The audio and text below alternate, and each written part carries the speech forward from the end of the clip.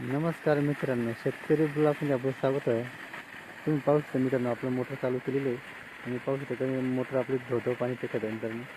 आणि तुम्ही पाहू शकता आपलं रात्रीचं आपण पाणी भरण्यासाठी आलो. आपल्या गहू पिकाला पाहू शकता मी आता फावडा आहे लोखंडी. आणि पाहू शकता मग तुम्हाला आम्ही दाखवतो की आपण खत दिलेलं आहे. पाहू शकता हा खत दिलेला आहे, आपण 20 हा खत दिलेला आहे. पेरण्याच्या वेळेस आपण दिलं होतं खत, परंतु आता परत आम्ही खत दिलेलं आहे गहू पिकासाठी. म्हणजे जसं आपण पाहू शकतो तुम्ही पूर्ण गहू पिकं एकदम भारी झालेले आहेत.